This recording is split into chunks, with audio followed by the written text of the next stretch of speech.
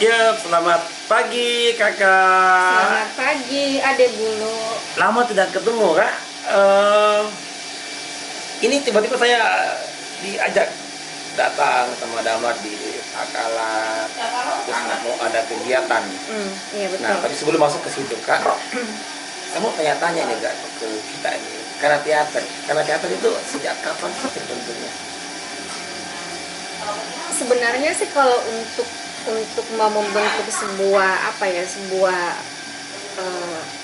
sebenarnya saya tidak tahu juga apakah ini sebuah sanggar, apa sebuah hanya sekedar untuk wadah untuk ngumpul-ngumpul tapi menghasilkan, atau saya tidak tahu. Tapi karena teater itu memang sudah lama ada di dalam pemikiran saya, atau mungkin karena saya berangkat dari rasa kecintaan saya terhadap seni, kemudian juga kegelisahan melihat anak-anak muda kita sekarang yang selalu terfokus terhadap barang yang seperti ini, handphone gitu. Jadi saya pengen ada suatu wadah di mana ketika anak itu keluar dari rumah itu memberikan ketenangan buat orang tuanya, bahwa anakku memang berada di tempat yang aman buat mereka. Dan ketika dia keluar dari tempat itu ada hasilnya yang dia bisa perlihatkan ke orang tuanya, ke keluarganya, dan minimal dia melihatkan ke dunia bahwa saya bisa seperti ini, dan itu saya hasilkan di tempat ini.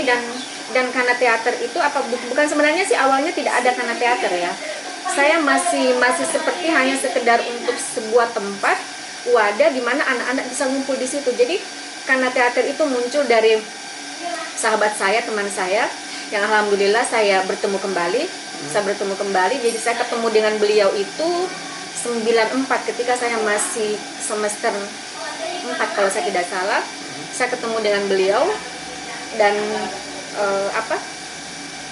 dia yang memberikan sebuah ide bahwa bagaimana kalau lembaga tempat ini kita jadikan namanya Kana Teater. Kana Teater. Ya, jadi saya juga awalnya sih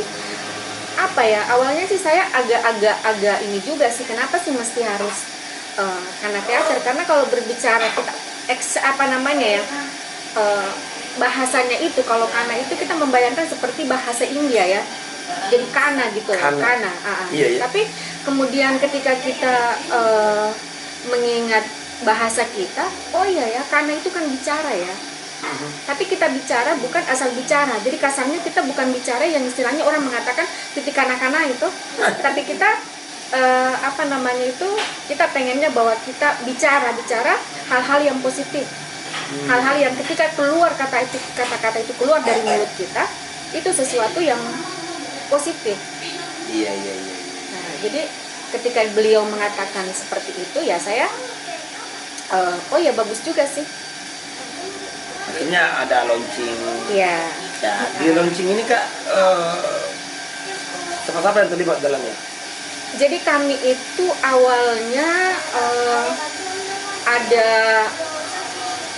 berapa orang ya? 3 orang. Awalnya itu cuma ada Kak Jamal Dilaga, kemudian ada lagi satu Damar, dan saya sendiri bertiga. Dan saya merasa bahwa kita 3 aja ini bisa kok mendirikan sebuah kegiatan, karena saya menganggap bahwa orang-orang ini bisa saya andalkan.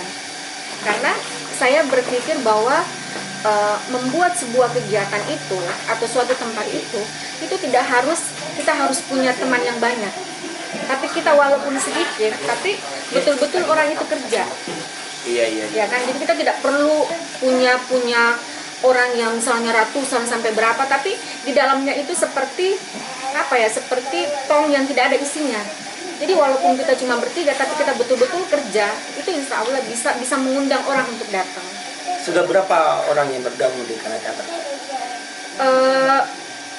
Kalau bergabung sih mungkin belum ya, karena kan kita belum mempromosikan juga. Jadi mungkin setelah pembukaan ini kita memperkenalkan Kana Teater, ya mungkin dari situlah kita akan mulai menarik anak-anak ya. Jadi saya lebih cenderung ke anak-anak sekolah. Jadi anak-anak SMP, anak-anak SMA yang betul-betul mencintai seni. Gitu. Berarti bisa jadi kan ke depan karena teater itu kerjasama dengan kayak dinas pendidikan misal atau dinas pariwisata, paling tidak kerjasama dalam bentuk paling tidak karena teater ini bisa juga ambil andil, ya kan, dalam kemajuan berkesenian di tentang anak. Iya. Dan memang saya memang tujuannya seperti itu. Jadi dari awal memang saya memang pengen merekrut anak-anak sekolah. Jadi ini sebuah kegiatan ekstra buat mereka, kegiatan ekstra yang mereka tidak dapatkan di sekolah. Tapi saya yakin bahwa banyak anak-anak yang sangat mencintai seni, tapi mereka tidak punya tidak punya suatu tempat, tidak punya sebuah wadah untuk menyalurkan kecintaan mereka. Dalam kesempatan bincang-bincang pagi ini, Kak, di Sekretariat Kana Teater, mungkin ada bentuk ajakan kepada teman-teman yang kita ajak untuk bergabung di Kana Teater. Silakan. Oh ya. Saya sebenarnya bukan tipe orang yang suka mengajak, tapi tapi saya tidak bisa memberikan sebuah sebuah hasil yang nantinya akan saya berikan ke mereka. Tapi saya hanya bisa memberikan bahwa dengan adanya Kana Teater ini, ayo adik-adik semua, anak-anak semua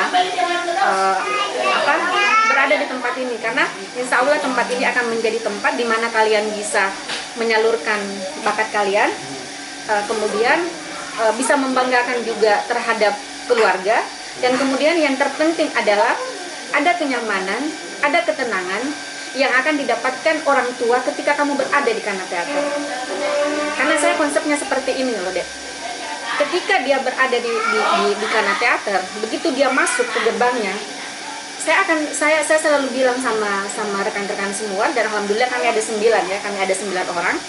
Saya selalu bilang bahwa ketika kamu masuk di Kana Teater, kamu memberitahu ke orang tua, kamu telepon orang tuamu bahwa selama 2 jam saya belajar di Kana Teater, saya berada di tempat ini.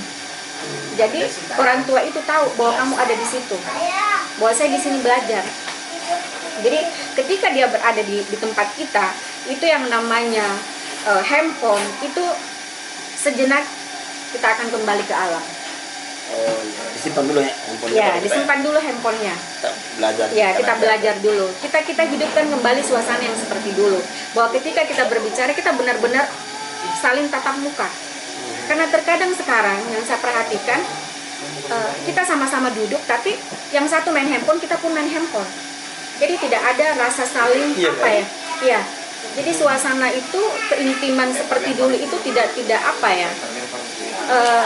seperti dulu lagi. Jadi kayak hambar gitu. Jadi saya itu kalau misalnya saya ketemu sama teman-teman, mungkin karena setahun 2 tahun kita tidak ketemu, dan kemudian kita ketemu lagi, tapi ketika kita berada di satu meja dan kemudian dia main handphone, saya langsung bilang, kalau kita duduk di sini dan kalian semua pakai handphone, buat apa kita ada di sini? Cukup kita ada di rumah, saling telepon-teleponan, sudah habis perkara. Di sini kita mau saling menatap. Apakah ada perubahan di mata kamu? Apakah ada perubahan di urat wajah kamu yang kamu mungkin semakin menua?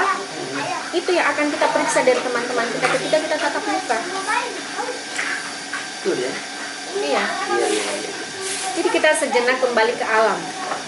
Saya ingin saya ingin mengembalikan anak-anak ke masa dimana mungkin di era kami ya, di era saya, di era 70-an, bahwa pada masa itu betul-betul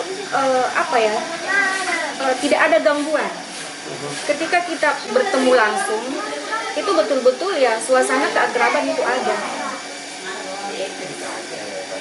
Jadi kita berharap sebentar malam itu ada acara. Iya, betul. Kana Teater akan launching dan menghadirkan beberapa tokoh-tokoh seniman yang luar biasa. Iya. Ada Jawa Delaga, juga kan ada Damar Almanaku, juga ada Kak Kasman nanti yang akan bimbing juga diskusi mengenal dan mencari tahu tentang apa sih Kana Teater Sebentar malam ditunggu di gedung Betul. Islamic Center Takalar.